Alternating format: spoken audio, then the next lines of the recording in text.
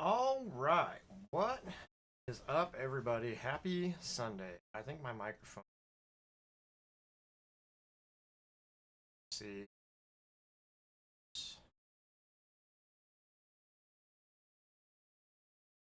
it should be good to go. Okay. Welcome to episode 36 of the Lorecaster podcast.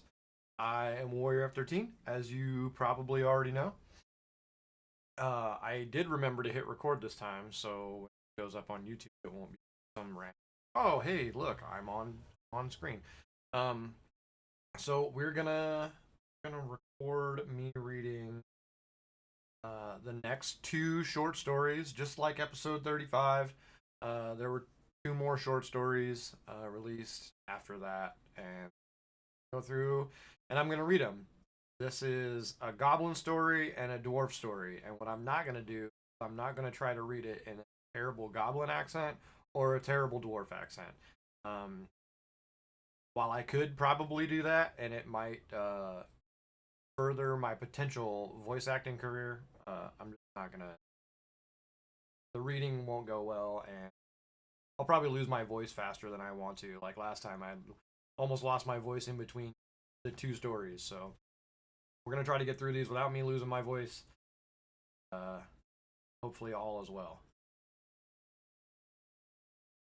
So we're gonna read them in order of release. The first one is The Goblin Way by Andrew Robinson. Uh, there's a credit page just like the other ones. I'm not gonna put this up on screen. Basically, I'm trying to think of anybody on here. John Copeland is one of the consultation people. Creative consultation. Steve Denuser's still involved with this one. Chris Metzen's involved with this one, and a few other people. Probably people that if I paid more attention, I would know their names, but I don't more because we don't do this very often, fortunately. Still trying to figure out how we're gonna get this Lorecaster podcast back up and running. Till then, this is the content we've got. So that is that. So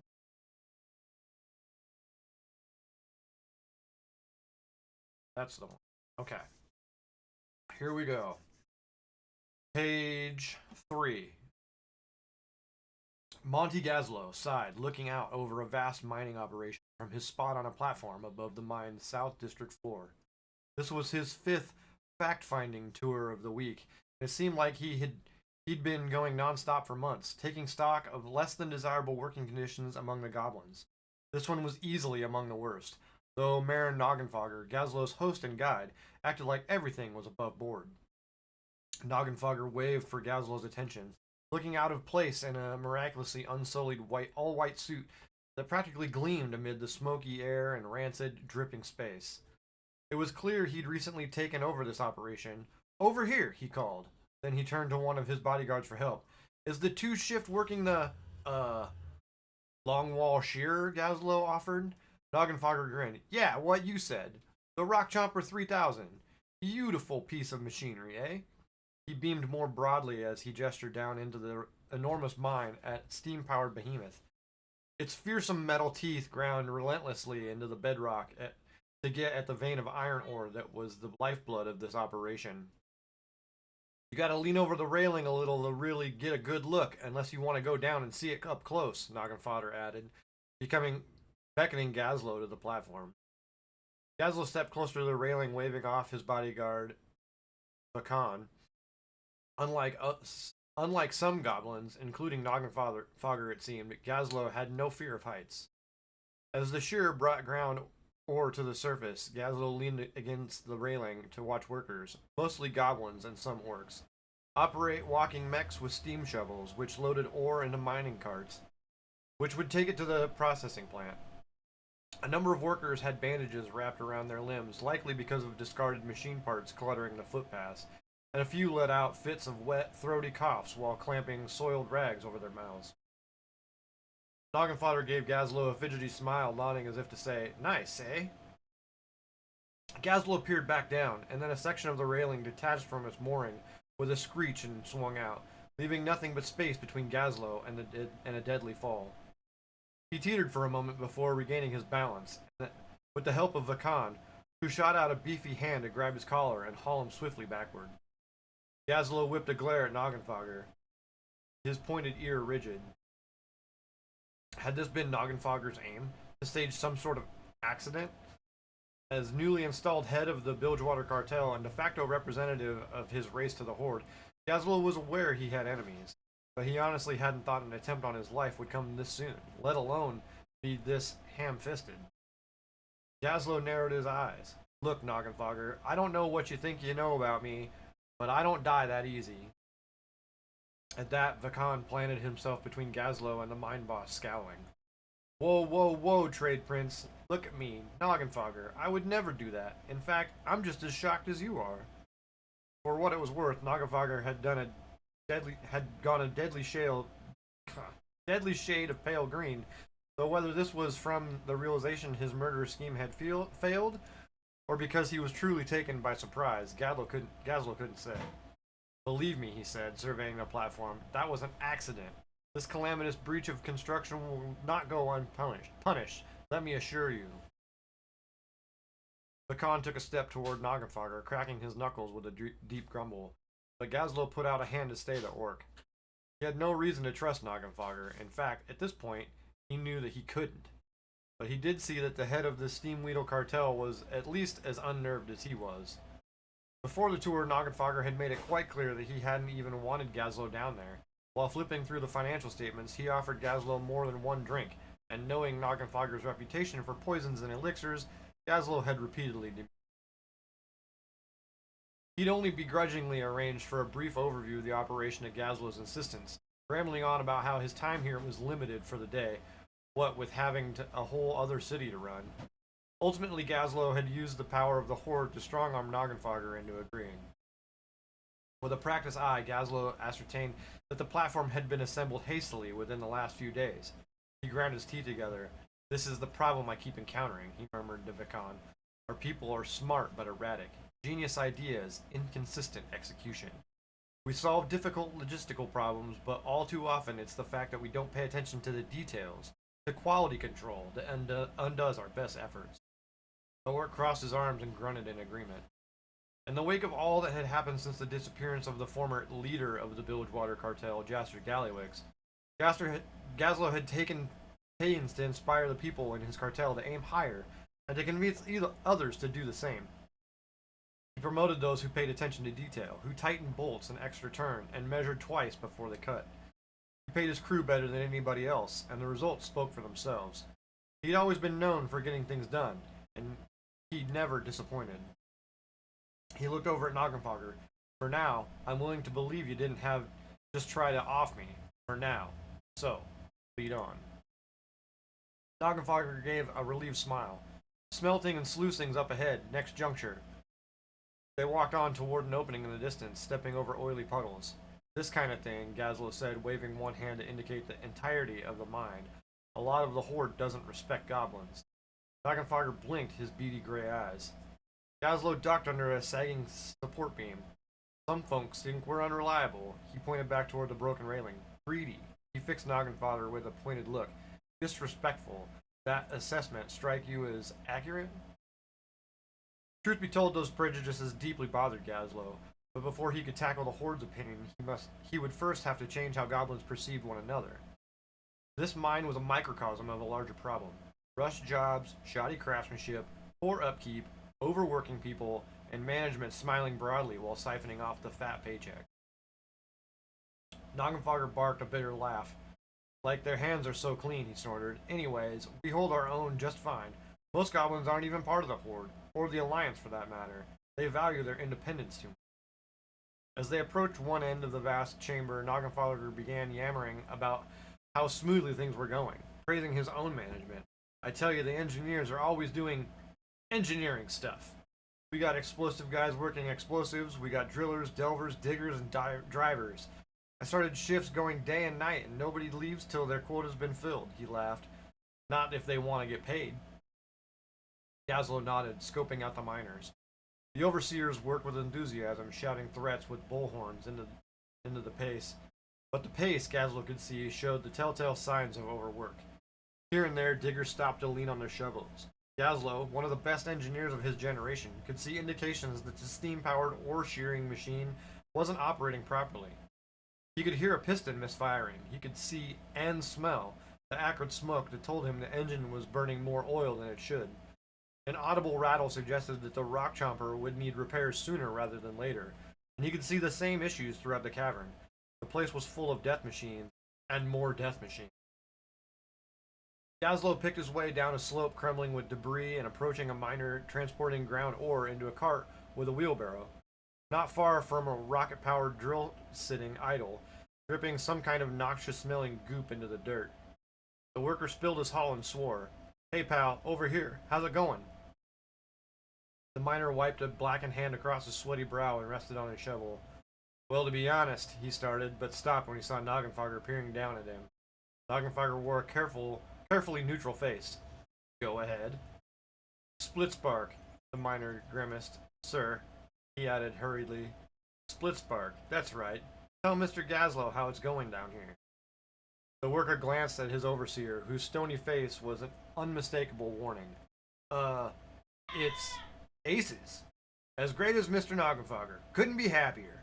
We're moving ore like nobody's business. So," he motioned to the wheelbarrow, "I gotta get back to work. Those quotas ain't gonna fill themselves." He busied himself with collecting his spilled haul. Gazlo motioned toward a barrel of water. "Sure you don't want to rest? A drink?" Splitspark wiped his perspiring brow, unwittingly showing angry blisters on his hands. "Oh, no, I had some water yesterday, thanks." Noggenfogger smiled and beckoned Gazlo away. "You see? Hunky-dory. Happy miners, happy engineers, happy drivers, happy drill bits. Happy customers. And my operation is clean." Gazlo glanced at Vacan, who'd just blown a loud snort of offense and disgust. "Look, Foggy. Noggenfogger." "Yeah, whatever." "Whatever? Now that's a goblin being disrespectful. You seem to be forgetting I'm leader of the Steamwheel Cartel, Gazzy." Gazlo cackled, "And you seem to be forgetting that I'm trade prince of the Bilgewater Cartel. So lying to my face, is that really how you want to start this relationship?"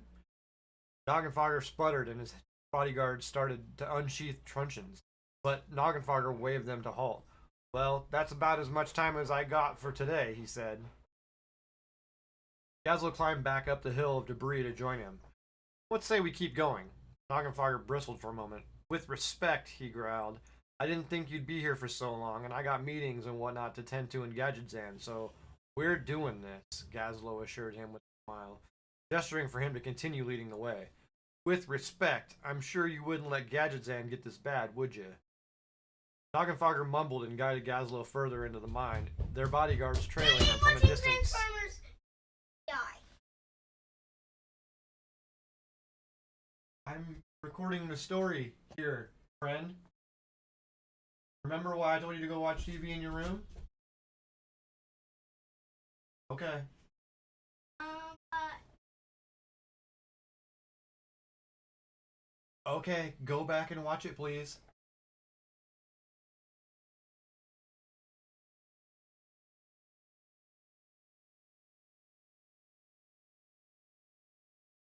Okay, where was I? Okay. "I know what you're trying to sell me here, and I'm not buying it," Gazlo said, climbing over a collapsed pipe. "What I'm seeing is your people are overworked and underpaid. Your engineers and tinkers ain't motivated. Your machines ain't getting maintained properly, and that's dangerous." Noggenfogger started to object. Gazlo raised a finger, then pointed back to where they'd left the shearing machine. "I can hear the bolts rattling on the rock chomper. So the most generous interpretation here is that this guy's great with elixirs and potions and whatnot. He's even used a Marin. Maybe he doesn't know anything about mining, and a little bit too much about the bottom line." Noggenfogger snorted. "The bottom line is king. Nobody cares about maintenance. They care about results." Gazlo grabbed the hand of the nearest worker, revealing the same angry bandage wounds he'd seen on Splitspark. "Skipping maintenance impacts results, with your people as much as your machines. How can you expect your engineers to grip a wrench with hands like these?" "Sure, we get a lot of workers calling out sick, but that's any job," Noggenfogger countered. Gazlo sniffed deeply and felt the rank rasp of oily fumes in his nostrils. "And the air. You know it ain't good." You're using cheap fuel and rancid oil. You gotta burn cleaner, get the ventilation systems up, and try to pass this off as a clean outfit? Come on, Foggen Niffler. Noggenfogger. Marin Noggenfogger. Noggenfogger glitch. And it ain't a lie, I'm clean. Most of that stuff doesn't rise to my level of oversight, so I got plausible deniability of all that mess. Gazlowe glared back. That ain't what running a clean operation means. Clean means you're not polluting. Noggenfogger's eyes went wide, and he hastened to smooth down his pure white suit, which had become increasingly wrinkled and stained with greasy droplets. Oh, well then no. The work gives off a natural vapor. What am I supposed to do about that? That's what you call a misunderstanding of frankly consuming terminology. Frankly confusing term. Gazlowe gestured for Noggenfogger to cross a creaky catwalk first. Noggenfogger hesitated far too long before obliging, then Gazlowe followed. Look, this ain't just about your bottom line. There's more work we could all have from the Horde. Maybe more folks, too, if we can run a tighter outfit together. But how am I supposed to talk a shaman or a druid with your mind belching out this smog? How can we convince clients you're reliable when you got workers out every day with injuries like that? Look, you come in here, you got no idea what I've had to do to get to where I am. You think it's easy scheming your way into a mayorship or the top slot in Steamweedle? The palms I greased, the elixirs I concocted? Story time, what's up, Shogun? Gazlowe laughed. That don't make you special. I rose through the Steamweedle system just like you. Besides, your rivals and enemies seem to mysteriously go toes up a lot more than the average. Allegedly, Noggenfogger corrected. Gazlowe cocked an eyebrow. Seriously? Okay, sure. I may be the best alchemist there is, Noggenfogger backpedaled. And I got my famous elixir and the occasional other stuff. But that ain't the point. I had to compete with the likes of Gallywix and the Venture Company, and now I'm the boss here, so I should get to call the shots. Me and a lot of other goblins believe that if I don't take things this far, I'll be replaced, or worse. Besides, I didn't see anyone making Gallywix clean up his act. No one stops the Venture Company, but I'm the bad guy? Gazlowe paused. I know you know what happened to Gallywix. I know he had to split, but he's got nothing to do with Steamweedle or this mine. You had occasion to deal with him running Gadgetzan? Yeah, he was a bastard. I hated his guts, but I respected how he did business. Did you? Did you respect how he took advantage of his own people and put them to work in his mines after taking everything they owned in exchange for transport away from Mount Kajaro when it was erupting during the Cataclysm? I mean, yeah, harsh, but that's dedication to profit. That's what's going on here? Allow me to explain something. Having injured and sick workers using poorly maintained machinery eats into the bottom line. It's short-term gain for long-term loss. Fixing your tools now, having happy, healthy employees now, is an investment, and a damn good one. This ain't how we've always done it. Gallywix wasn't a businessman. He was a con man and a criminal. Profit above everything else ain't good business. A lot of people wanted him gone. His own mother tried to assassinate him. Twice! He solved a lot of problems, and he made worse ones out of them. He got stuff done, but he wrecked more. I asked him once if it bothered him taking advantage of those refugees and working his own people to the bone. You know what he said? It's the Goblin way. Supply and demand. Deal with it. Noggenfogger shrugged. That is the Goblin way, right? No, it ain't. That was Gallywix's way. Goblin way is invention, innovation, partnership. Those things cost a lot, but they earn a lot for every goblin, not just a few, Gazlowe said. I swear you're missing my point on purpose. Supply and demand is one way to do things. We can't only be thinking of ourselves no more. The world is changing. There's nothing wrong with how I run this mine, Noggenfogger protested. Maybe it's no day at the spa, but production is up ever since I took over. Find myself slipping into this accent. It's gross. Noggenfogger's attitude put Gazlowe in mind of another goblin leader he had hoped to forget, because his legacy was as bad as in its own way as Gallywix's. Notorious all over Azeroth for their lumber and mining operation, which was to say clear-cutting forests and strip mining areas, leaving barren scars across the land. and the way they operated their oil rigs was reckless at best. Not to mention their arms dealing with groups that neither Horde nor Alliance found palatable. Heard of Mogul Razdunk? Gazlo inquired. Of course. Former head of the venture company. We modeled this operation on theirs. Of course you did. Razdunk was aggressive, he said, but again, he didn't consider the repercussion of his actions, and it caught up to him. He oversaw the venture company through expansion in Mulgore, the Stone Talon Mountains, Voltiris, Grizzly Hills, Philazar Basin, and Stranglethorn. But here's the thing. Everywhere they go for a quick buck, it pisses people off, and folks find a way to fight back, to make it harder and harder for them to do business. Pretty soon, everyone there is attacking them, but they just keep doing it. Noggenfogger looked less concerned, less certain. That's the market though, right? Business is business. Gazlo shook his head. Business is personal. When you wreck someone's home, that's personal, and it's bad for business. They arrived at a sluice town, a collection of tin shacks that stood hard up against the sluices that ran already dirty water over the crushed rock to create a slurry that would separate ore from waste. The ore was run to a massive smelting plant, which melted the rock and purified the ore into metal. This was even worse than Gazlo had expected. The dim lights flickered badly. The air was oily and stale. His eyes burned a little. Gazlo wheezed. You gotta get this place ventilated. The air? You gotta know this ain't sustainable. Sustainable? Noggenfogger scoffed. What are you now, a shaman? Gazlo shrugged. I've been called worse by better people, but I'm glad you mentioned it. Part of why I'm here is that the elements themselves have taken offense to stuff like what's happening here. And what the venture company does, I'm hearing Azeroth is about out of patience with us and you, Mayor of Gadgetzan, leader of the Steamweedle cartel, and yeah, head of this operation. You gotta take your share of responsibility for that. Noggenfogger harumphed. Gazlo had seen enough. He gestured, and Noggenfogger led them back into the shearing cavern, where Gazlo called out a goblin working a machine. Hey pal, how many times has that machine broke down? This week? 5, he replied plainly. And how much production time has that cost you? The goblin resignedly turned his palm skyward.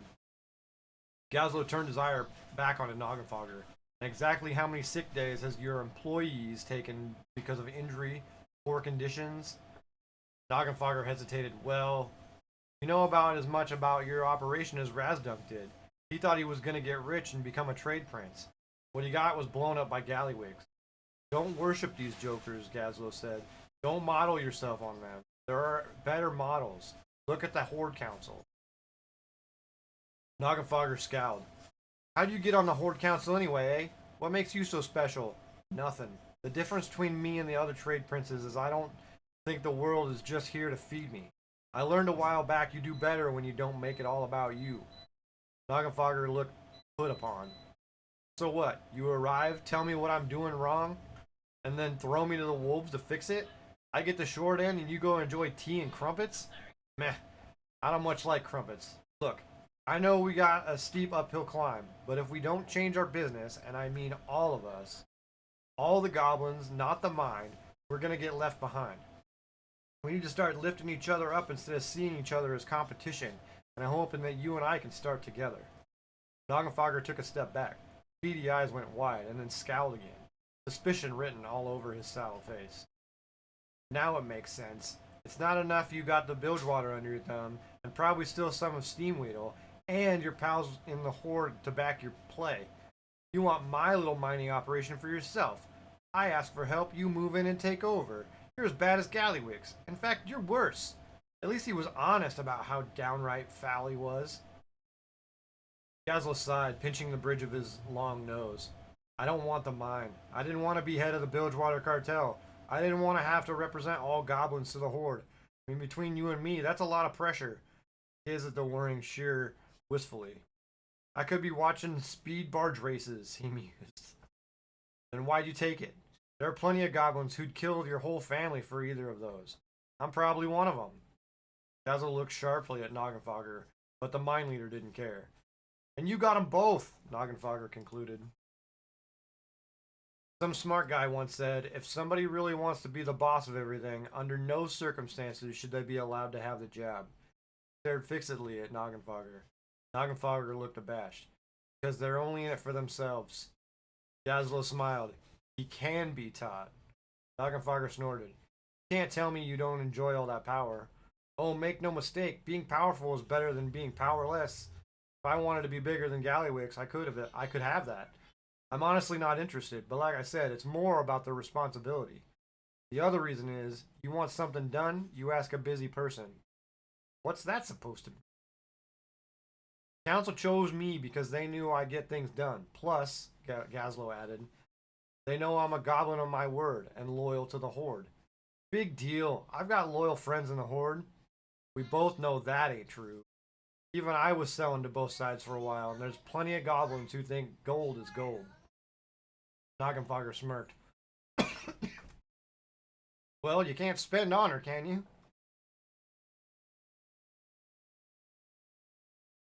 Excuse me. Gazlo turned away.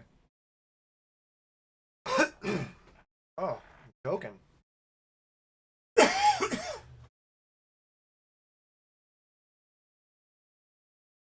Nagenfager furrowed his brow. Look, what you're saying is great, but how I run things here, it's just how it's done. As if on cue, the sound of mechanical grinding filled the air, followed by an explosion. And plenty of shouting. The huge shearing machine's engine was venting steam, and workers carried injured operators to safety. Nagenfager swore, deliberately avoiding Gazlo's gaze. This is gonna hold up production. Hey! He screamed at the workers. Back to work, and somebody fix that! Tinkers and engineers gathered around the machine, which continued to smoke. Head machinist out, injured, one worker shouted. Two other workers lifted blunted and broken tools, exchanging looks of defeat. Nagenfager looked on, helpless. Whatever else you might be, Nagi, Gazlo urged, you ain't dense. I think you could turn this place around, and I can help you. But you gotta be willing to play nice and not just with me. Nagenfager looked unmoored. Our whole system is built on competition, not cooperation. It's how we solve problems. Survival of the fittest, the cleverest, the most ruthless, the best deal makers. It's how we innovate. Why are you trying to fix what ain't broken? Oh, it's broken, and I'm gonna show you why. This ain't the Goblin way. They headed closer to the blast radius. The bodyguards joined them. As they approached the drill site, the workers saw them coming and gave way to clear a path. Gazlo heard murmurs and knew the workers were confused that he was there. Heck, they were confused that Nagenfager was in attendance, if not there to threaten them. Gazlo approached several engineers gathered around the open hood of an engine, and Nagenfager followed. Alright, what's going on? An older goblin in grease-stained overalls glared. Don't get your pantaloons in a twit. He stopped, and he realized to whom he was talking. Oh, Mr. Nagenfager, sorry. Look, this beast is long in the tooth. We've been washing out filters instead of replacing them. It's gunked up. The vibrations take a toll. I mean, we've been tightening bolts left and right, but eventually the threads get stripped, and they just won't hold. The gaskets are kind of shot, and the differentials keep slipping. This machine alone's going to take a fortune to fix. I can't afford to have this offline for long, Nagenfager told Gazlo. My clients expect shipments on a regular. This'll put me behind. You let me take some of that heat. Will you put the work in here? Gazlo asked. Nagenfager looked grim, but there were no better options before him. I'll give it a shot. Gazlo took a step toward the machine. Tinker, right? What's your name? Ollie Spracknozzle. You? You're Mr. Gazlo. Call me Monty. Yeah, Spracknozzle. You know Skagit? Used to be head of the Tinkers Union here. He's one of my crew. Think he's mentioned you more than once in the positive, Ollie. Spracknozzle cracked a grin. He's good people. Then he looked hesitant. Look, excuse my asking, but what are you doing here? We, Gazlo gestured to himself and Nagenfager, are here to help. Ollie screwed up his face. No offense, but this is a mechanics thing, not a... He paused, clearly seeking a word that wouldn't offend. Big shot thing. Bosses don't help. They boss. Gazlo grinned. Let's see if we can change that particular perception. Nagenfager was at least savvy enough to grimace non-committally, so as not to actively antagonize the crowd. His bodyguards and miners were both on edge. Still, Gazlo continued. As it turns out, Ollie, I happen to be a fair engineer myself. Mind showing us the problem? The tinker hesitated, clearly not used to deference from bosses, then shrugged, motioning one hand toward the engine. At that, Gazlowe removed his jacket and rolled up his sleeves. He gestured to Spracknozzle's tool belt. I didn't bring my own, Ollie. You mind? What are you doing? Noggenfogger hissed, pulling Gazlowe aside. Gazlowe stooped beside the broken machine. What's it look like? Fixing this thing. You're gonna make me look bad. Well, hell, Noggenfogger. You say you're a good leader and hustler, so hustle. Get your people in here to help. Gazlowe paused, an idea taking shape. In fact, yeah, one of them elixirs of yours. It literally makes people tiny, among other things. Break out whatever stats you got. Give it to your tinkers and engineers, and actually get them in there to help me fix it. Noggenfogger gaped. Sorry, give it to them? For free? He hissed under his breath. The ingredients alone, big picture. Gazlowe glared at the mine leader, who gritted his teeth, wrestling with the idea. Fine, Noggenfogger stomped off. In the next half hour, Noggenfogger, somewhat reluctantly, returned with a case of his special elixir and gave it to a platoon of somewhat reluctant machinists, engineers, and tinkerers who had volunteered to help Gazlowe fix the rock chomper. They got to work. Gazlowe was in his element now, under the hood solving a mechanical issue, oblivious to the growing crowd of workers trying to figure out what was going on. Noggenfogger looked on, tapping his foot, glancing around. He moved alongside Ollie. Spracknozzle, the workers, who got hurt, how many? 4, Mr. Noggenfogger. Tell them, Noggenfogger winced, that with no admission of culpability, mind you, I'm gonna take care of them. Like medically, I mean. I've got something to make them right. Ollie looked at Noggenfogger as if he'd spoken gibberish. He opened his mouth to respond, but had trouble finding words. That'll be a load off their minds. Noggenfogger nodded. A gap-toothed grin spread across Ollie's face. I'll let him know, sir. Noggenfogger took a deep breath, then addressed the crowd. This may take a while, but don't worry. We'll get this fixed as soon as possible. So you all, take the rest of the day off. The workers didn't quite know how to respond. With pay, he said with a sigh. The crowd cheered, even as most of them stayed. There was entertainment value to what was happening now. Gazlowe, working on the engine, smiled in the darkness of the machine's underbelly. His plan had worked. Hey, Noggenfogger, he called out. You want to see how to fix one of these things? Noggenfogger stooped beside him. Yeah, he said, peering into the open engine compartment where the tinkerers were gathered around Gazlowe. I'd appreciate it. Gazlowe grinned. Maybe this was going to work even better than he thought.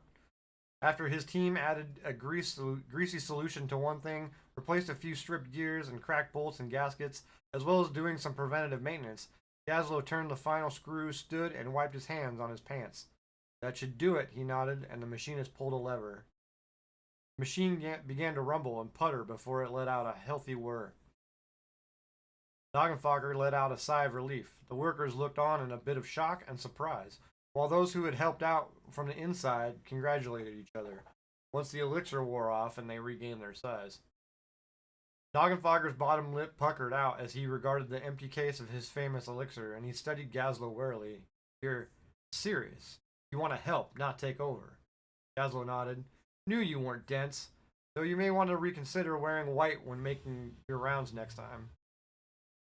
Noggenfogger sagged a bit. Okay, I'll admit, I could use the help. But you know how tough it is to change things? Can I pay my people more? Some, I guess. At that, a few workers within earshot gave him reproachful looks. Healthcare? I don't even know what that looks like, but I could find a place for a clinic or something. Maintenance, I get. But I don't have enough tinkers as it is, and the ones I got ain't worth a bucket of warm spit. The tinker behind him scowled, mumbling a profanity before stalking off. Gazlowe shrugged. Or they're feeling misused and therefore not giving you their best. And maybe you don't remember what it's like, Mr. Horde Counselor, Noggenfogger said, but I got people around me. People who don't like profit margins getting into. If I can't produce, they'll find someone who can. Can you help with that? Besides, if word gets out that I'm going soft, what happens then? And you got an opportunity to show them what's what. Noggenfogger's nostrils flared. I'm serious, Gazlowe. You know what I'm talking about. Other cartels, other trade princes are always just looking for a sign of weakness to pounce. And you know they'd see me doing all that, costing us money, and going in for the kill. Gazlowe took that in. Okay, you may have a point there. Damn straight I do. What if Steamweedle had Bilgewater backing your play, taking a little heat off of you? The two biggest cartels working together. Then you'd be working from a position of strength. Noggenfogger weighed the offer, weighed his trust. In the meantime, Gazlowe added, maybe you could put that big alchemy brain to work on the opposite of poison. What, an antidote? Gazlowe snorted. No, genius. Cures for diseases, health potions, medicines. Oh, right. Well, I already got some things in the works. You weren't thinking for free, were you? Gazlowe crossed his arms. Sure was, but I consider it more an investment than a giveaway. Noggenfogger cursed under his breath. Lot of work, but yeah, fine. His eyes lit up. Plus, it's a whole new revenue stream. Ha! Let him call me soft then. He looked at Gazlowe. You don't want commission on that, do you? Gazlowe chuckled. I'll give you that one for free. Noggenfogger nodded, now grateful. I guess I appreciate you coming down here after all. Gazlowe regarded Noggenfogger. Humility is a rare quality in a goblin, especially in a boss. Tells me you're not a lost cause. Noggenfogger squinted. I'm not sure whether you just complimented me or insulted me. Gazlowe smacked his lips. What about that drink? Well, you show me the real books. Noggenfogger winced. You saw through that one, eh?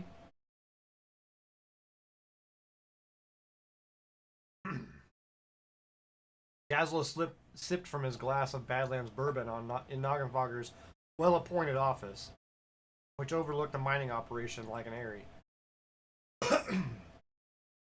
Noggenfogger had opened the ledgers, the real ones this time, he assured Gazlowe. And it was pretty much as Gazlowe had suspected. Drafting, insufficient reinvestment, and skimming from the workers. Standard operating procedure for goblin bigwigs for as long as Gallywix had held the reins. In fact, it wasn't just Noggenfogger taking a bite out of the profits, other bosses were as well. Meaning it could be dangerous for Noggenfogger to rock the boat. If so, he could lose more than money by making it stop. I see room for improvement. You see how much I'd need to do? Noggenfogger leaned back in his armchair. Even if I play it totally straight, upgrading the machinery, putting all those safety regs in place, healthcare, paying folks more, I'm gonna be in the red in no time. Rebuilding this place? It's gonna cost a fortune. It's not just my profits that'll be affected. Maybe things are different in the Horde, but the other goblins, even trade princes, have others trying to get their cut, and everyone who gets a cut will be looking to get things back to the old way. Gazlowe sipped his drink. Like I said, I got a reputation as someone who gets things done where the Horde is concerned. Noggenfogger wrapped his long nails on the wooden desk.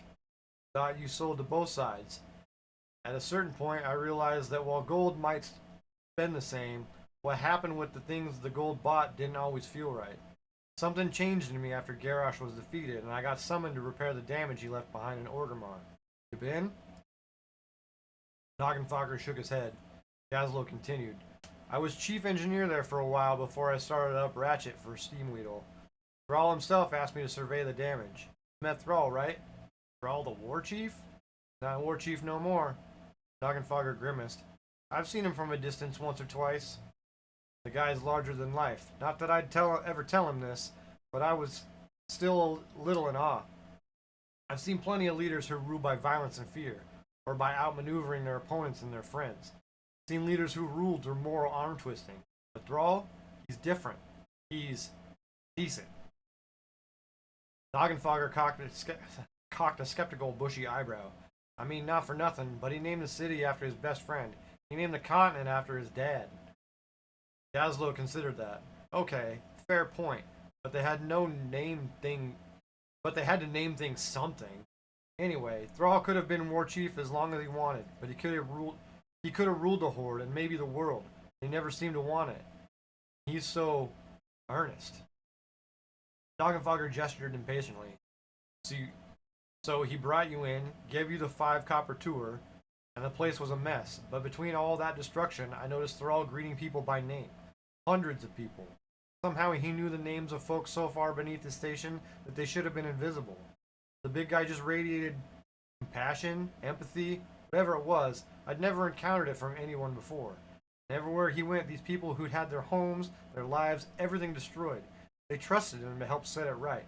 That trust, it was something I didn't see enough of between our people. We finished the tour, the drag, the bank, the Valley of Strength, the Zeppelin Tower, and he asked me how much it'll cost to rebuild it all, better than it was. Gazlo concluded. Now I realize he's in a bind, and he came to me because, well, I'm the best. Plus, I've helped out before. He trusts me. Had him over a barrel. That's one way to look at it. Thing is, the way I want to do it, mixing materials, building stronger and whatnot, means more labor, more machines, higher shipping costs, and so on. And I gotta make a profit too. I got mouths to feed. So I give Thrall my bid for the gig. You should have seen his face. Didn't go for it. He was set back on his heels, hard, but I explained what needed done, and he agreed to convince the Horde. Noggenfogger flashed his teeth. Heh, sucker. The point, Gazlo rubbed his forehead frustrated, is he treated me as an expert, a master of my craft. I named the figure, and even though he was unhappy about it, he didn't haggle or argue me down. He showed me respect. The leader of the whole freaking Horde. I guess that's hard to come by. It is exceedingly rare, my friend, and hard earned. But you and your crew at least gave him their money's worth. Gazlo gazed at Noggenfogger, who now seemed even more receptive to the message he needed to convey than he had seemed earlier. I'm going to tell you something I've never told anybody before, he said, leaning in. Noggenfogger leaned in as well. This is where big picture thinking comes in, Gazlo explained. Since he showed me respect, he made me want to earn his respect. What I understood at that moment was Thrall would do anything for his people, and I was going to do everything in my power to make sure that my people did the best work we'd ever done. That's what he does. You get to know him. He makes you want to live up to his standards. Unlike Gallywix. Well, like I said, Gallywix was a sociopath. He offered to do it cheaper, but no, Thrall came to me. So what did you do? Gazlo made Noggenfogger wait for it. I dropped my price for him. Noggenfogger stared and shook his head. Gazlo chuckled. You should have seen his face then. Like it didn't compute that a goblin's first, last, and only thought wasn't just filthy lucre. You're telling me you didn't make bank on that job? Oh, I made a profit. Just not as much as I could have. Point is, it made the war chief respect me more, and I assume he didn't keep it to himself. I'm hoping it was the first step to changing how everyone else in the Horde sees us, and maybe how we start looking at ourselves. He pointed down at the repaired shearing machine. That accident down there? There was an accident where we were rebuilding too. Folks from all the races of the Horde pitched in to help and get things back on track. Everyone and everything was taken care of. Seeing that changed how I look at the world and what I wanted out of it. Be part of something bigger than outdoing the guy next to me, Gazlo. My whole crew will tell you we were proud of the job we did, and we were even prouder that we did it for the Horde. He tipped his glass to Noggenfogger. Now I want to share that with you. Noggenfogger frowned. You want me to be proud of being a goblin? I want all of us, Gazlo waved his hand to indicate all goblins in general, to be proud of being goblins. I want us to be proud of what we can build, and I want the Horde to be proud to be associated with it. I want us to start looking to the future, to stop treating each other as enemies, and understand that not everything is transactional or a zero-sum game. He leaned back and put up his feet. What we did back there at the site, did you see how that mattered? Yes. No. I don't know. How? Gazlo gave a genial smile. Because nothing changes the atmosphere. Nothing gains your people's respect like a boss who wants to help and is willing to learn and compromise. It'll move mountains. Noggenfogger squinted at Gazlo. I just still can't figure out your angle. No angle, buddy. If we don't start helping each other out, we're going to tear each other apart until there's nothing left of us. Noggenfogger didn't argue.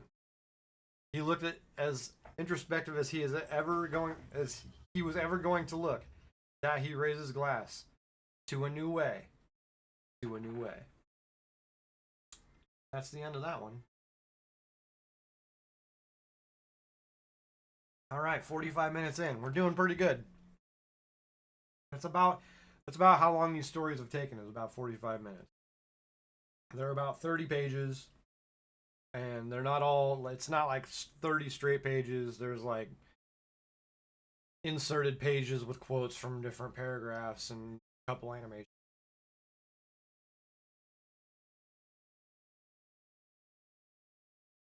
Alright. I am going to take a quick breather. I don't know. I can't I've just got this start. So I'm gonna put the starting screen back up. I'm gonna get up for a second, and then I will be back very shortly.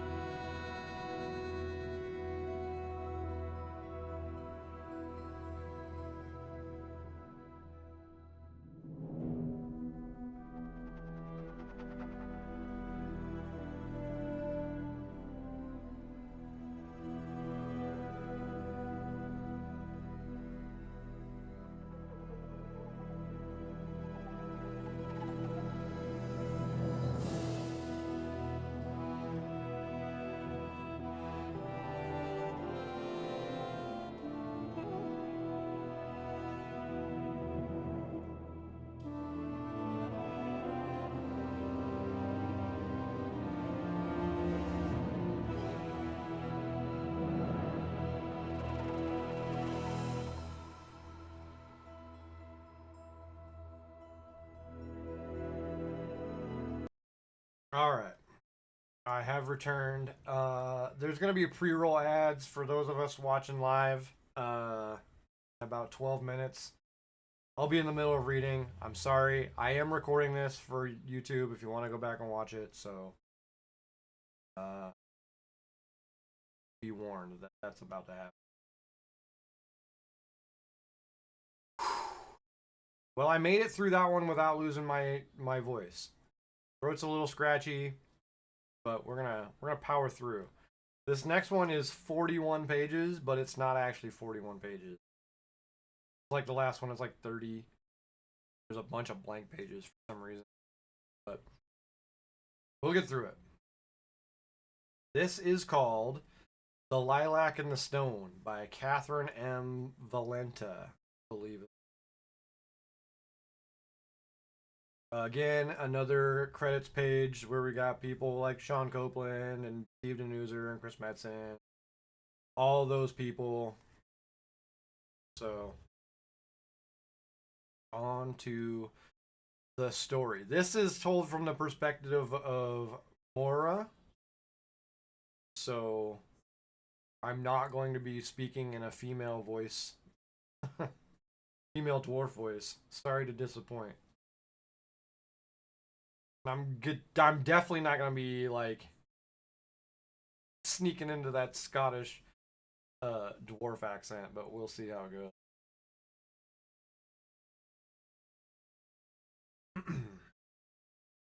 Among all the great, craggy, unfeeling boulders of our people, Dagran was always my flower.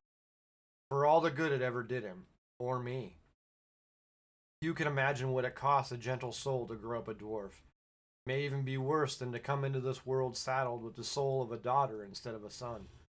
That one singular roll of the bones determined much of my life before my fist found my mother's braid. My body robbed me blind with its first breath. It was a girl's, and therefore not what my father wanted. I am Moira Thorazan, daughter of Magni Bronzebeard and his bride Amir, princess of Ironforge, widow to the Dark Iron Emperor, mother to his heir Dagran II, and I have been angry since I was old enough to walk the path set before me.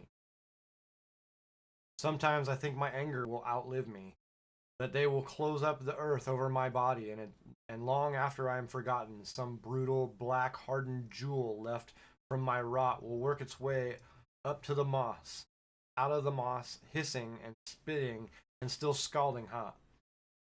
Maybe they will use it to warm a village somewhere. An eternity of cozy hearths and ready stews fueled by this bitter fury I carried, but could never fully satisfy. I like the idea of that. For a long time, I wore my anger on my chest, glinting like one of the gems on that shield they can't stop squabbling over, as if it could shield me, could shield anyone. But in time, I learned that anger shown is anger wasted.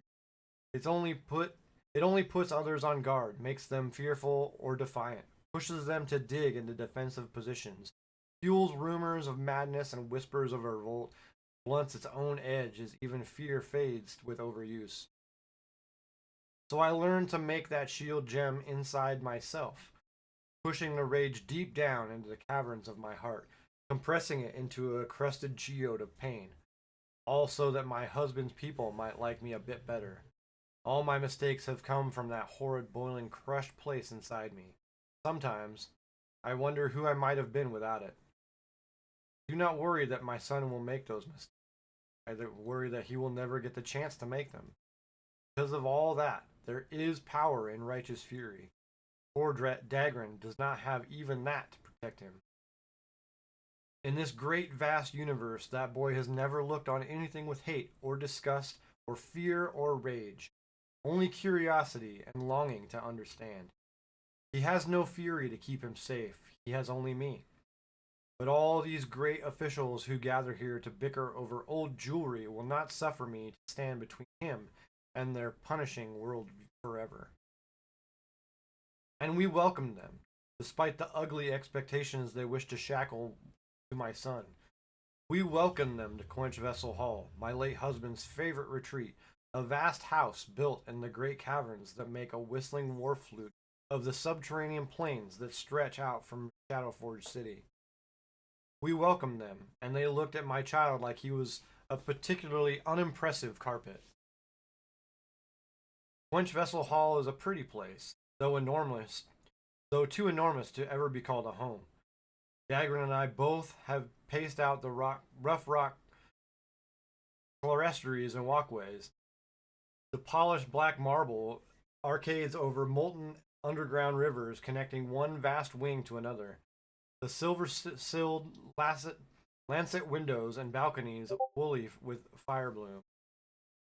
One could walk for hours, staring out into acre after acre of luminous stalactites and glimmering stone, hours upon hours, and never leave the house. I have always walked to clear my head, and have a moment of quiet without those stomping bellowers demanding to be satisfied every second. There is never a second in the life of a queen regent without stomping, unsatisfied bellowers.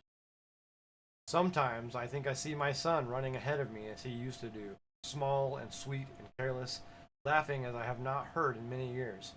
Then it is gone, vanished around a blue agate column into the shadows of my mind, and all that remains is regret and the problem.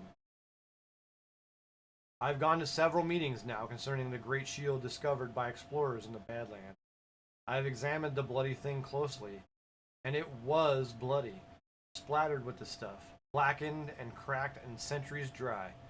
The battle side of it was bordered by a cross of three delicately braided metals, iron, bronze, and gold, dividing the massive surfaces into four images, faded by time and bludgeoned by experience. An ornate and delicate silver crown barnacled in black pearls and jewels of purple and green against a black field, with a great warhammer thrust through its circlet, whose pommel was a simple knuckle of plain, rough-hewn granite. An eagle and lion rampant adorsed on a field of white, and below them a branch bearing both orange blossoms and oranges in the mouth of a helpless lamb. A great iron goblet studded with chunks of onyx and amber and filled with blood prickled out of ruby dust.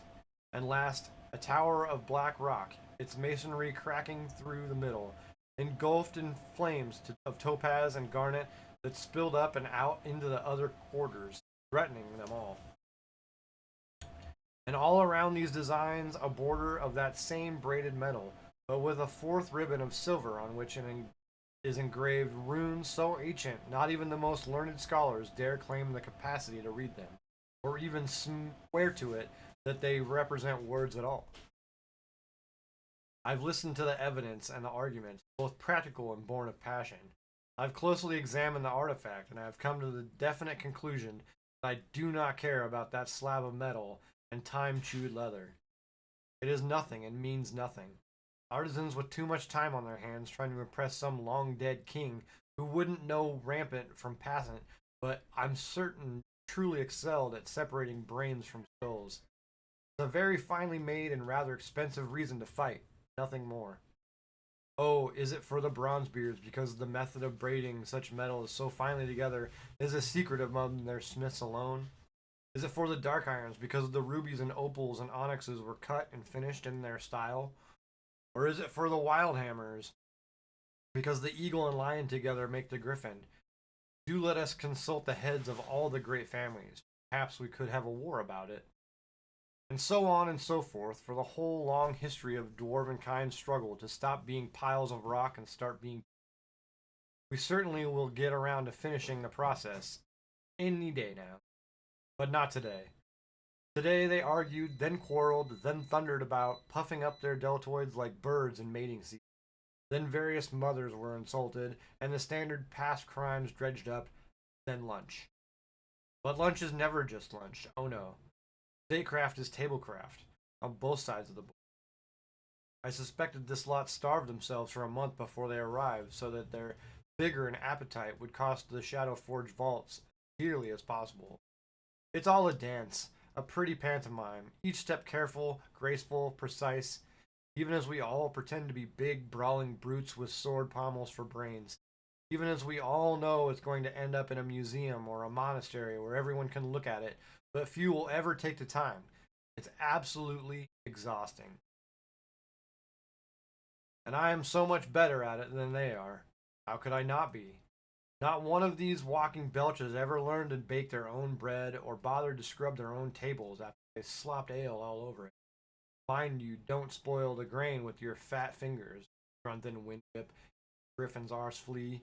Oh, has Thurn Barrelbane, the great batfart of Ironforge, let the oven get too hot and spoiled the morning loaves?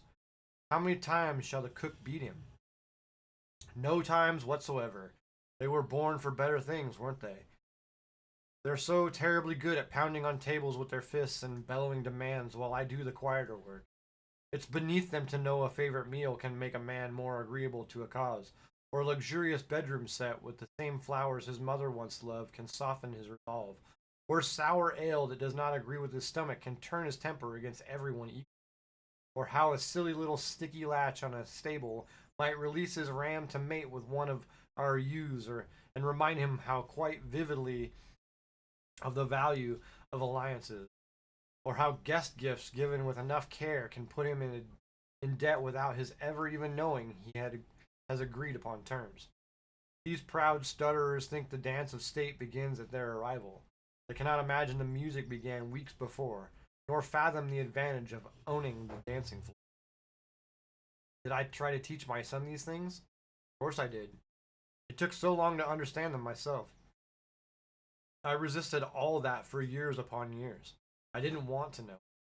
My mother's world, my mother's ideas, my mother's skills and subtleties when I wanted only to become my father, body, soul, mind, and throne. Not only become as he was, but for him to see it in me, see it for himself, and not because my dying mother told him to look. If I learned to bake the braided bread and spin the thinnest metal into linen thread and make it shine and memorize the leverageable childhood pains of every politically significant man in Cosmodan, I would still be nothing to him. Magni Bronzebeard would never turn his face to his daughter and see a son.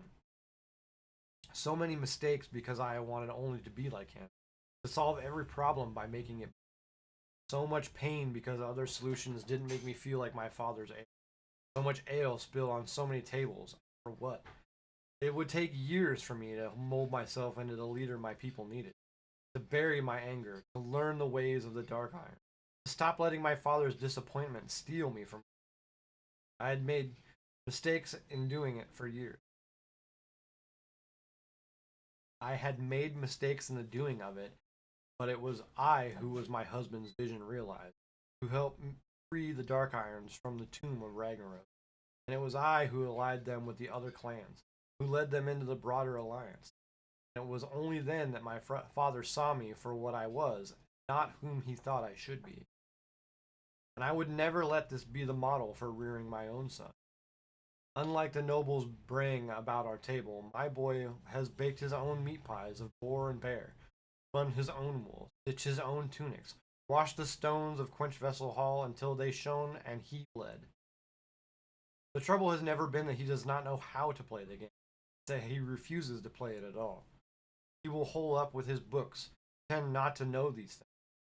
He will not behave like a dwarf, only like Dagron. And a flower among slabs of rock must appear to be stone or be crushed. The High Steward, Angren Coldfeet, appeared and set out the meal alone. Clan representatives ignored her as she entered. Who was she to them? Just an old woman. Might as well be a piece of broken furniture fit only to rest a mug of beer on, stooping and scuffling on the flagstone, her back camelled with age, eyes distant and glazed, arthritic hands quivering on the lip of a great gold platter stamped with the griffin sigils of Wildhammer, piled high with sugared morels and spiced haggis, blood sausages smothered in boiling brambleberry butter sauce imported from Kilfiris. Grunthan was such a greedy, plump little cake snatch when he was a boy. Never once wanted to hear his mother complain about how he stained his leathers with drips and glops of brambleberry butter sauce, but I am glad of her whining now. After settling Grunthan and Falstad Wildhammer, poor old doddering Angrid steadied herself as she slid a bronze platter stamped with the seals of Ironforge. The huge plate was crammed to the edge with icefin fillets, honey spiced lichen, tender boar stuffed with winter figs. Thurn Barrowbane licked his chops. Whenever he was ill, his old nurse made him honey spiced lichen to suck on. Made him feel drowsy and agreeable, cared for and unthreatened. But Thurn had not come alone. None of the clan sent only one mouth to argue with.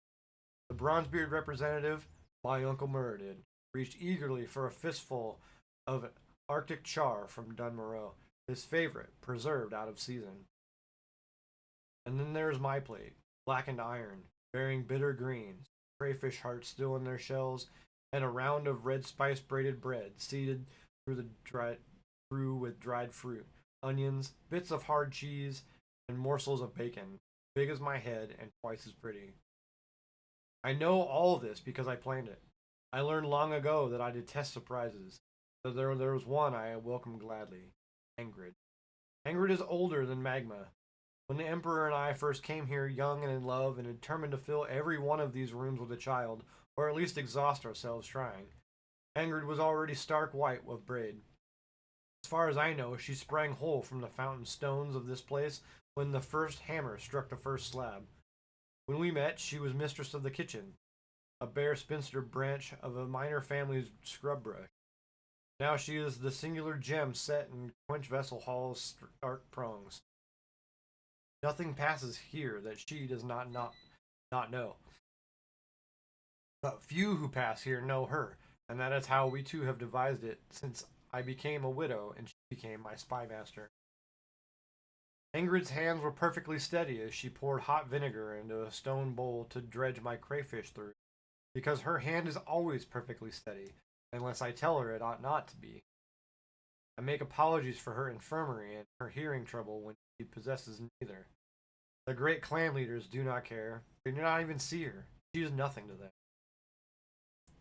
We devised a finger language when I was a young bride expecting to visit here often. Of course, I never got the chance to be an old bride. We became so quick and subtle at it that we could finish our conversations before anyone else thought to ask why I so incessantly played with my signet rings or touched the prongs of my fork or soundlessly tapped my knuckles with my thumb. Where's my boy? My fingers asked. Where else? In the library, hers answered. Still? What is he doing? Asked the raise of one eyebrow and sharp dip of my chin toward the north wing of the house. Nothing useful. No one ever sired an heir on a book, that's all I know, said the subtle movements of her fingernails on the edge of the plate, then tugging her wispy, snowy, mole-splattered mutton chops. I have come to love so dearly. Summon him. He ought to be here. He will not come, my queen, you know that. Stubborn like his father, and mine, and you. I tossed his shell heart onto the floor and sighed. Brothers, I'm nearly ready to call for my mace to break this bauble in 4 pieces, We can each take one home, pitch the last into the sea, and go back to our usual business, which is still warm and waiting for us. No one who thinks that would satisfy Ironforge ought to be called me brother, Thurn Barrelbane snarled. The shield belongs to us. How can you deny it? A child of the Bronzebeards yourself, are your loyalties truly so bent to the Dark Iron when your son reflects the lineage of both houses? Subtle as a cudgel, this one. My first loyalty is, as ever, to our people. Grunthan snorted around the butter grease mouthful. Oh, just let us fight it out, Mora. It's what we're going to do anyway in the end. I don't know why you're putting it off. This will all be over as soon as I am allowed to make my points clearly and efficiently. Windwhip held up one massive hand and then the other by the way of illustration. Arguments without fists are like sentences without punctuation. You might manage it, but why make so much more work for yourself and everyone else? Easier to do it right the first time. Falstad looked about to interject, but was cut off by Thurn. Oh, I heartily agree, the Bronzebeard's second slurred over gulps of ale. Since the start of this council, it's been too long since we've all had it out, either amongst ourselves or with some third party. Give us a fight, and more bottles of whatever this stuff is. More of this. Is there more of this? My own uncle looked me in the eye, his beard wet with food I paid for. He cleared his throat as if he meant to say something truly meaningful. She won't let it come down to blows. She knows she'll lose, Grunthan cut in, letting it lie there on the table like a new reeking corpse. No one could be so uncouth as to refuse. He was waiting for a laugh, a grin, but I indulged him only with a sigh. I know what I am. I know my way in this world. All the careful foods and flowers and codes and whispers will work, but with a dwarf, you will always have to use punctuation, too. As fast as my father ever taught me, I snatched the iron crab prong from its bowl, flipped my grip on the handle, and shoved it hard into the Wildhammer idiot's knee below the table. He screamed in pain. Come on, Grunthan, my uncle said. You set yourself up for that one. I think we all know better by now, I twisted the prong into Grunthan's joint. His eyes bulged. I leaned in close with the eyes of all those men and their seconds, and even the creatures on the shield boring into me, waiting to see which way it would go before choosing a side. Cowards. Windwhip whelped, I hissed. Did I lose against the Frostmane while you huddled in your keep, fearing me more than the trolls who threatened our lands? Grunthan would not beg with his mouth. His eyes said it clearly and efficiently enough for all to see. Go clean yourself up, boy, Myrddin said, and you never saw a room empty itself faster. Except for my uncle, grinning fatly and smugly across the table. Thank you for the assistance, uncle, I said, not without amusement. Always happy to clear a bit of room for my niece to maneuver, Myrddin acknowledged, inclining his woolly head. I do hope you're right, and these lumps can be soothed by mummy's soup and daddy's favorite tune on the lute. But I fear you may not be able to leverage this weight so deftly. They're egging you on, looking to test Dagrin with all this. They want to see what he'll do, the kind of heir he'll be. They won't go or settle this until he gives them that show. He speared a crab with his own dagger, one with no fancy sigils or jewels, just a hard, sharp, cruel triangle of metal accustomed to use. I did all this for my son. I felt my face burn red. As heir to both thrones, he has the power to steer this council. Uncle, if proving himself to the council, to the powerful families, is only a matter of brute force, you know he'll never be able to pull it off. Trying to make another way, a way for him. Titans know he's not even here to pretend he's ready for them. Myrddin nodded sadly, and they know it. They look for him around the door frames, and every time he's not there, they question more and more whether he ever will be. The old dwarf put his hand on my arm. I know your father did not do right by you.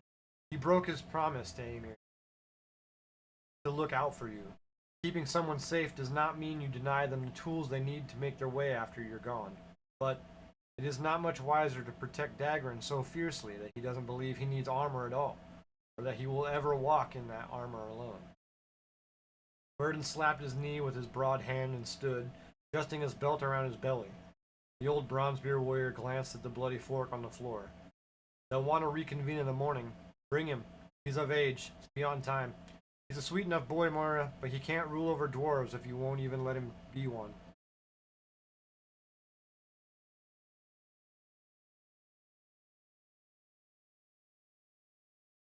There is no natural light in Quenchvessel Hall except for one place.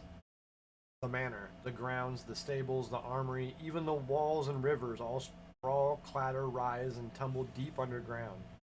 The stoves and corridors and buttress colonnades glow a faint red from the hot magma far below, illuminating somewhat every wall and arch, broken by occasional orange flames and faceted lanterns where the shadows grow too deep. Outsiders always found it dreary and oppressive. My people find it safe, reassuring, correct. But there is one place where a new husband, young enough to rip out a strip of the night sky for his wife's shawl if only he wanted it. If only she wanted it, ordered the craggy stone ceiling breached all the way to the surface, then had it thatched and engineered to clear with a clear, thick crystal to let in the sun and nothing else. And that single shivering shaft of daylight falls in the portrait hall, on a painting that should not be there, for it shows no dark iron ancestor or hero who earned their honor here. It is only a painting of my father holding my mother's hand gently and looking at her with a private, naked fondness that no paint should ever be able to capture.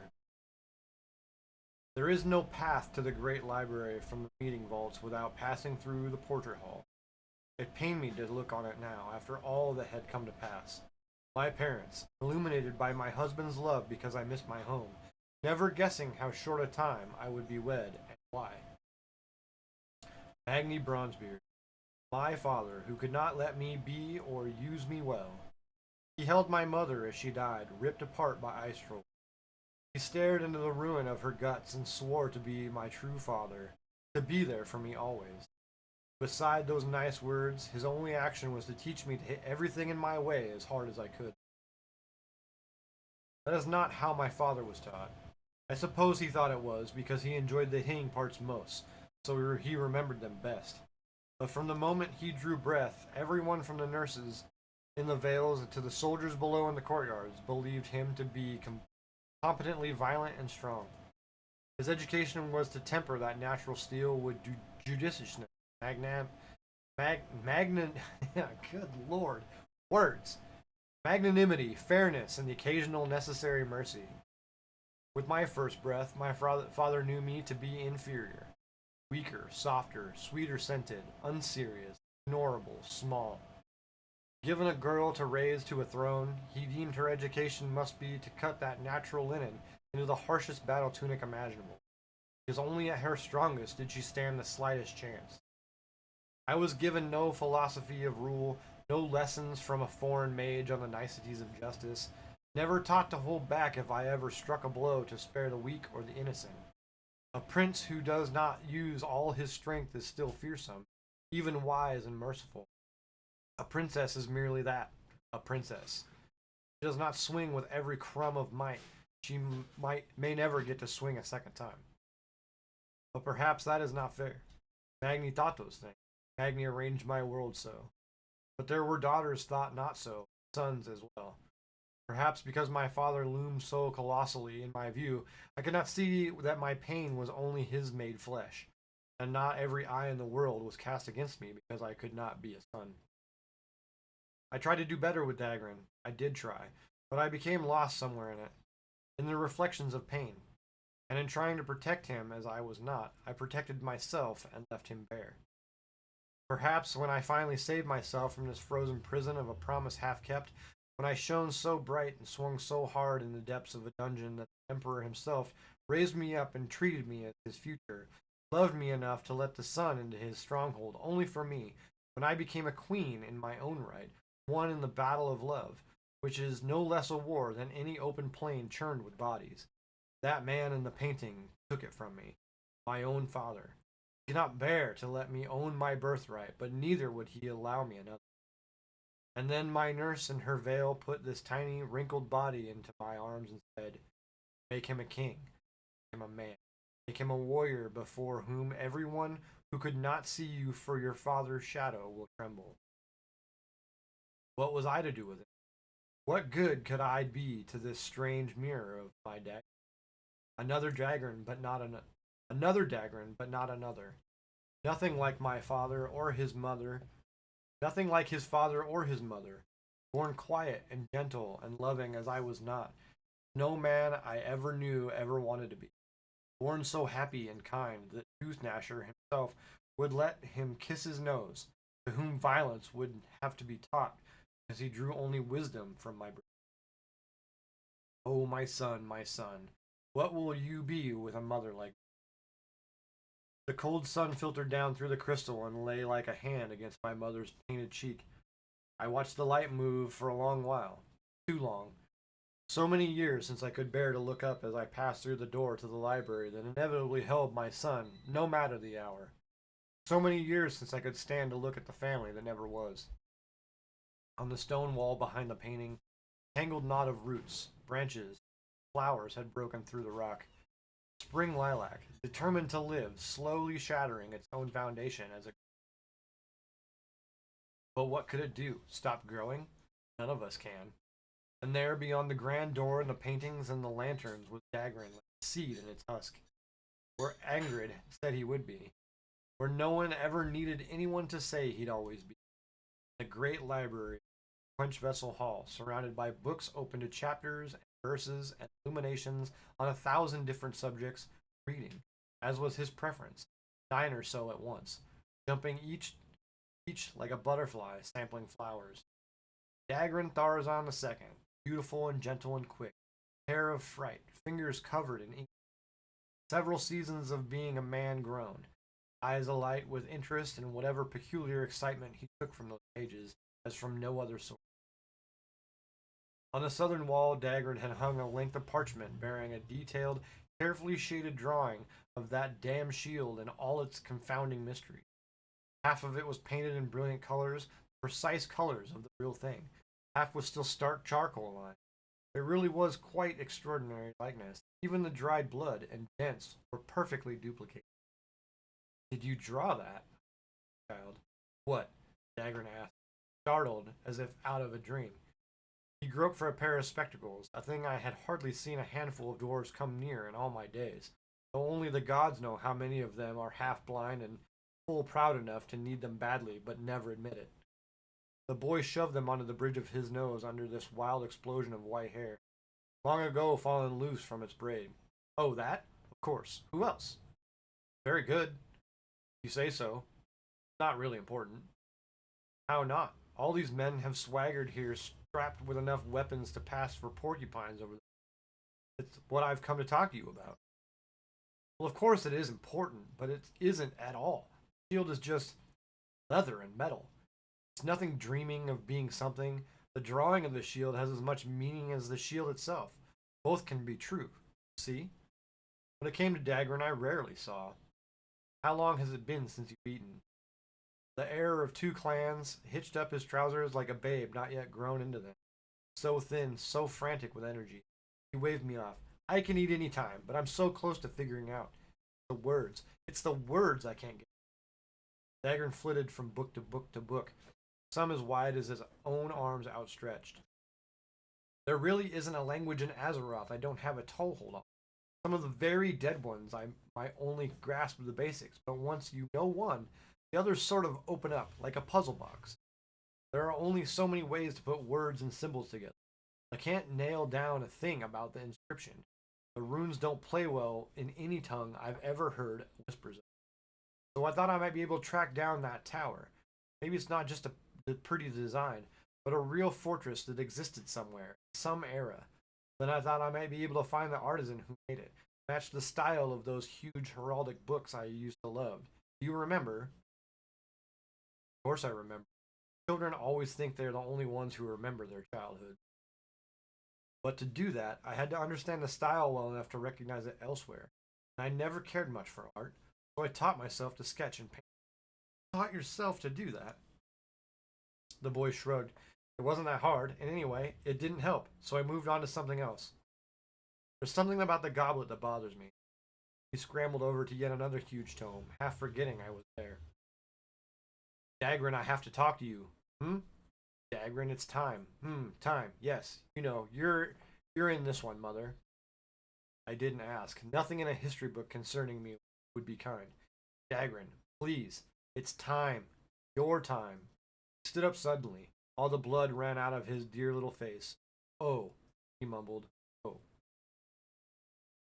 Burden won't continue the negotiations without you. They've been counting minutes for you to come of age so they could be rid of me at last. I'd rather it keep being you forever, he said quietly. Such defeat. No one gets what they want, I snapped. Only the scraps from fate's table. Now, you've got to decide, and I cannot do it for you.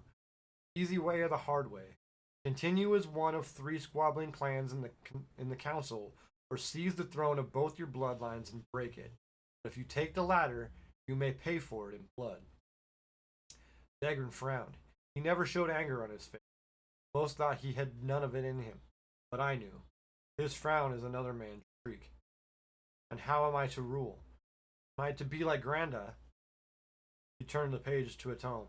My books say he is the reason father was slain. Or am I to be like you? He gestured at an open book. This says you were cruel, hasty, merciless. Is that what you want me to be? How should I not be angry? Oh, my love, books, they're such unfaithful things. Once you write something down, it's just exactly the same as if it really happened, even if it's not how the day itself went at all. I don't need to read that to know what it thinks of me. They'll tell you I was proud and unyielding, that I ruled with an iron fist. I ask you, what other sort of fist was I meant to use in Cosmodon? Better yet, what do I do that no king has done before and been called great for? He did not answer. Could not. There was no answer. Neither of us spoke for a long while. And anyway, I was young. Youth is foolishness, whether great or small.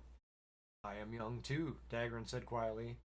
As for your grandfather, I continued quickly, hated him. For years, it's all I thought of, but, oh, did I really mean to say it? I did not want to, but you'll do so much for your only child, so much. Even tell the truth. But he did the right thing, from his point of view. Dagran, who never knew his father, snapped his spectacled face toward mine. There was a flash of fire there, after all. I don't believe that. I don't think Grandad does either. Tears poured down his face. Not feel. Tears poured down my face. I did not. This may be bitter soil to plant, my son, but it is spring, and you must, or there will be no harvest. Time for learning is over. Time for action has come, and I am so sorry it has. Please believe that I could take this burden for you. If I could take this burden for you, I would have long ago. I sighed and took a long glance at the half-finished painting, so skilled, so wasted. Look up when you leave this hall, above the door. You will see your last lesson. There are flowers that grow on naked stone and thrive. Then report to the meeting hall to address the council, 2 hours after dawn. My son straightened his shoulders, just as he had when he was small and running through these halls on a ribbon of laughter and dreams. I knew that proud little spine. He meant to talk back to me. Time for learning is never over.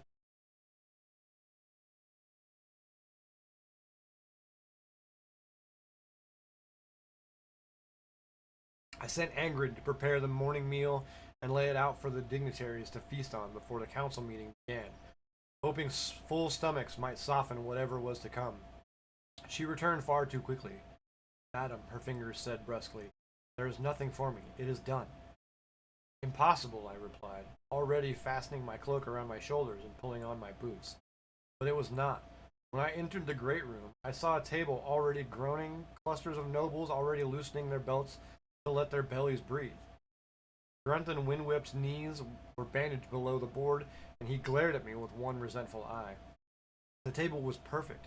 Each dish matched to each lord, each mug of ale carefully watered to fuzz tempers, but not reason. And even the cutlery engraved with the seals of each dwarf's house and lineage. And Dagran Thorazon II stood at the head, where he had been pushed all of his life to stand, that he had set his table himself, relying on no servant to do his work. His fingers flashed briefly against his belt, quick and nimble. Mother, his fingers said, everything is going to be all right. I never taught him the signs Angren and I devised so long ago. I never taught anyone. He'd only watched for all his life and learned. Honored guests, the child began, and by the time he finished, he would be a child no longer. You were all fools. The peace of hunger sated vanished in a roar of fury from all assembled. Half a dozen hands went for half a dozen hilts. You are fools. Dagran held up his hands. He did not bellow, he did not roar, he did not strike a blow to cow the rest.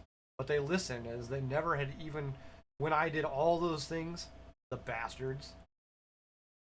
You were fools, and it is exhausting. I know books are less entertaining than hitting each other because your precious feelings got hurt. Feelings? Screeched Grunthen, a bloom of blood appearing on his bandage as his stitches popped free. I do apologize. Would you prefer honor? There's little enough difference. Watch your tongue, lad, warned my uncle. I have. Very well. It is tongues that have troubled me so, that, he gestured at the inscription on the great ancient shield, that is no tongue recorded by any of the varied races of Azeroth. So why take the time to work it so finely into a shield? The gathered officials blinked in confusion. Dagran smiled patiently. A shield? What is a shield for? I confess I quite enjoyed watching these men who spat on me half my life squirm in their chairs like students who had shirked their lessons. Protecting the guts, one of the Bronzebeard's second ventured bravely. Yes, and in that capacity, what tends to happen to shields? Dagran led patiently. They get bashed in quite a fair bit, Muradin answered, beginning to catch on. Exactly. So why bother with all this fancy nonsense? Why take weeks upon weeks to paint and preserve and embed with jewels, to inscribe runes all the way around and cross the middle, to braid 3 metals together and filigree them like a lady's bracelet, just so someone can swing a mace into it and send all them pretty gems flying? I've seen your shields, and mine. I've stretched leather and beaten iron to make them. We're practical people. We wouldn't throw away the richness of our minds and the skill of our greatest minds on a shield. A sword? Perhaps. Parade armor? Possibly. A crown? Certainly. But a shield is not jewelry. It's a tool. This is a useless tool. Doubtful murmurs circled the table. More piles of pies and roast joints and fillets went into nervous gullets. Look at it. Every jewel is intact. If this shield ever saw battle, there'd be but empty prongs left. But it's got blood on it, and it does bear marks of action, learned Barrelbane protested. Does it? Asked Dagran thoughtfully, as though that had not yet occurred to him. Is that blood, or is it paint, or something even stranger? As for the little wounds on the metal here and there, Dagran asked Gunthorn for his stone hammer, Thurn for a war blade, me for my blade. He held each of them against the damage on the shield. None matched. Then the child who would be emperor pulled a small, delicate hammer and a pair of pincers from his own belt and laid them against the divots. The Explorers League tries to be careful, he chuckled ruefully. These are the marks of excavation tools. As for the blood, I will come to it in a moment. I have spent weeks in the library researching these sigils and marks, the workmanship of each aspect, the runes themselves, everything. And the answer is, you are all fools. Don't make them feel stupid, my fingers flashed. You won't get to finish showing off. This shield was never meant to be used in battle. It is a memorial, it is an apology, and it is a promise. Look again. Wildhammer, there is a griffin broken into parts that long to join. Tragic, weeping, separate, unable to feast on the lamb alone, no matter how rich. Look again, Dark Iron, there is your fortress, burning beyond salvation. Look again, Bronzebeard, there is your goblet raised in the great halls of Ironforge, filled not with blood, but with wine, and all alone, without your comrades to feast alongside you. Dagran raised his piercing eyes to me. Look again, mother. There's not only a crown in the upper quadrant, it's the queen's crown, and thrust through it a single hammer. Not a war hammer, just a hammer to build, not to break. To raise up cities, not to raise them. This shield saw no battle, but was crafted with all this care to tell a story. A story about what happens to our people when we war one with the other. But we came together once. 3 metals, iron, bronze, and gold. Dark iron, bronzebeard, wild hammer. We came together to swing our hammers for something greater than shattering bones or filling coffers.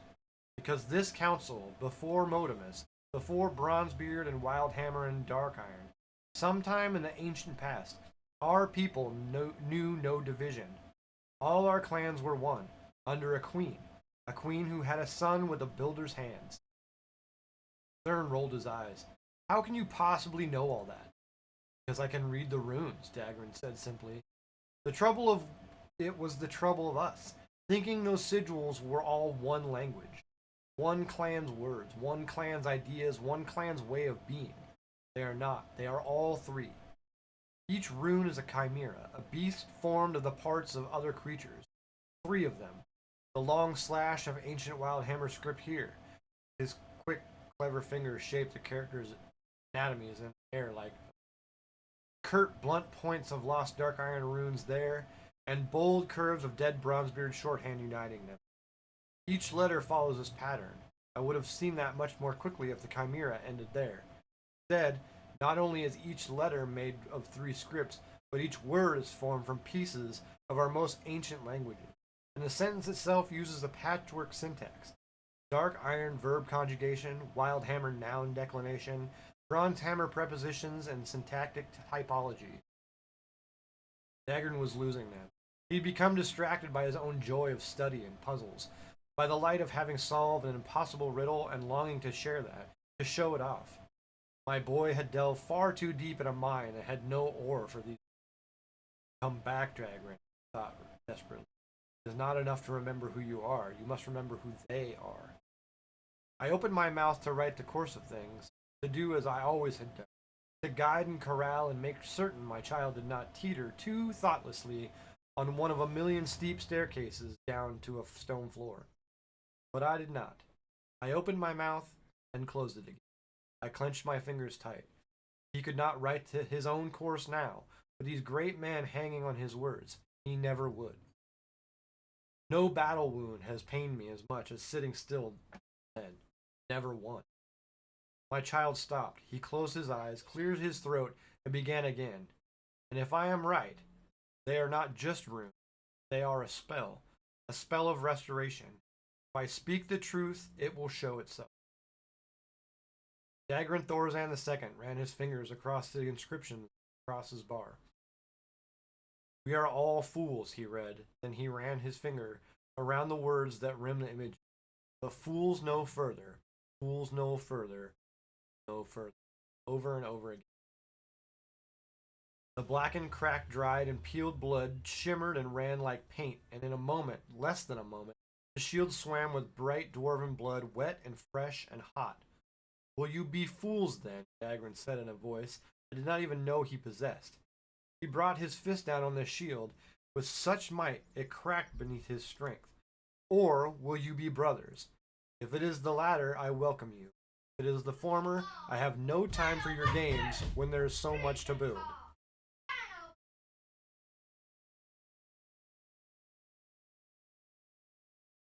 Stand in my way or do not, he continued. It makes no difference to me. Blood speaks true, and our ancient ancestors, our fathers, our mothers, the actual people who lived and died only to become memories, symbols, the seals on your cups, and the food on your plate. They spent untold fortunes to craft a message that would last beyond eras, only to tell their foolish sons that they are family. Wish to disrespect their honor, leave this hall and let it be your own affair. I will not. I will stay, I will work, I will build. Whoever is strong enough to hold a real hammer. Dagrin tossed the excavation tools on the broken shield and strode out of the room. Follow me and do not look behind you. Fingers. I did, and in that moment truly thought I could not be more proud of the child I brought into the dark world. They will stay, he said behind the door, though I felt more certain in the planning. I could not imagine you would do so well, I said quietly. I touched his face, my own baby's face, never to be so young again. How did you finally solve the runes? You seemed so lost yesterday. You said it was impossible. Dagran Thorazon II smiled softly at me. This place was full of eyes and ears, and only some of them. I don't understand. It was all so perfect. You found the solution. And there was the boy in him, practically wriggling with excitement to tell me how naughty he'd. I told you the shield is nothing. The shield itself, I mean. I told you the truth. That thing was never made to be used in battle. It could not have been. It is too fine, too dear. And all those soft metals and jewels make it brittle. Ancient dwarves made it not to fight, but to speak. Mother, do you understand? Speak to us. Down through the centuries. They themselves, they knew each other. They knew when their fight was over, so their unity would be. They knew it would all happen again, inevitably again and again. So they made this great object and sent it down the lines of their houses to their great great great grandchildren, a message in a falcon's mouth. And their falcon was time. Dagran laughed dryly, ruefully. I do get carried away, don't I? Then why not make such a letter easy enough to read to anyone? It makes no sense. But it makes every sense. What would you think if you found some bit of scrap metal that said, "You are stupid"? You'd ignore it flat out, and so would everybody else. No, this was the only way to make sure anyone would value it. It was rich enough and strange enough, indecipherable enough, that all the clans would have to come together to argue and fight over it, to claim it for their own. And together, perhaps there might be enough of them that they would have all the pieces needed to comprehend the enormity of what our ancestors were trying to do. They were trying to say, which is the same thing you and Angrid say with your flowers, your music, your food. Remember who you are, because who you are is what we are. That shield and that vase of blossoms are the same gesture above by another hand. No, it had to be a puzzle. Puzzles so good that no one could comprehend it alone. Dagran smiled to himself, and in that moment he looked so much older, so terribly grown. As are we all, I suppose. Oh, I can't imagine how long it took. To plan, to bargain, to spin out gold as fine as thread, hammer out jewels as thin as ice over a winter basin, to devise the gambit. It must have been, Mother, I think it must have been someone like me who did it, who thought it into being and summoned the falcon to fly it into the world he would never know. The light of day is on the other side of his own allotted span, or hers. I narrowed my eyes. I know my son. I do know him. Couldn't help adding your flourish to that lost soul's work, could you? Dagran glanced up at me through the lashes with a shine in his eye. I may have helped a little with the blood spell. Linguistics are quite enough to excite me. I expect my great uncle and his peers would need something more obvious. I wanted to laugh and whisper and take apart every moment of this victory with him, as we used to do when he was small and his only battles were with wooden dwarves and bathtub trolls. Tell him how I had done something not so different in my youth. Show him my pride by showing him how alike we are. But I did not. I could not. I did not want to take from his deed by plastering it with my own, making his virtue mine, leaning over him like a shadow he could not escape to find a light I can learn. I can. Mother, I knew this day would come, and I knew I would not be ready. He went on. I had to be better than them. I had to find my own game. I could never win at theirs any more than you. And it will work now. It will. I know it. For a while at least. It's only ever for a while. Until the need for a falcon comes again. He gripped my shoulders and pressed his forehead against mine. I thought my heart would burst open. Say you're proud. Say I am your son and you see me. You see in me what was taken from you. I see you, my son, I see you. I whispered through my tears. I was wrong about him. We all were. Only they have yet to discover it. He was always my flower, my lilac growing in the most difficult way. But maybe we all are. Flowers beneath the stone. Maybe we all tangle inside. Maybe we scream and charge and stomp and frown because we know if the armor over our true hearts slips even once, this world will eat our petals whole. After all, the lilac is no less of the earth and an earthen than we, no less than the petrified rock on which it must grow.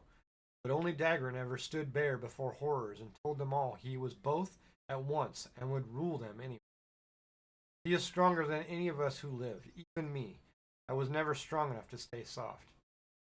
As I watch him turn back to a room he would own forever the moment he entered, a room not one single lord had dared to leave, I became my father at last, hard as a diamond, barely able to move for the weight of my own history, watching the future slip in between the cracks before anyone realized it was already. That's the end. That is the end. So I hope everybody enjoyed. I think that one of the ones that have been released. So these short stories are all part of a book that is for sale, and I believe comes out in November. I believe there's 7 short stories. I have read 4 of them to you. So so far that's my favorite. I like that one. I like the Illyria one. Something about parents and children. I don't know. But anyway, that is all I have for you today. Hour and 40 minutes of reading with a little break in them. Yeah, I appreciate you guys for hanging out. Like I said, this is gonna go on YouTube later. I've already got all the stuff done. I got the thumbnail. It looks a lot like the last thumbnail. So yeah, Shogun, you can go night night now. Story time's over. But yeah, I appreciate you guys for hanging out. I don't know when the next time we'll do a Lorecaster podcast. Like I said, it's in the works. We're trying to think of stuff and how to move forward. But until then, I'll probably just do stuff like this whenever it pops up, and do my regular streams on my scheduled days. So I hope you guys have a great rest of your weekend. I will talk to you guys later. Peace.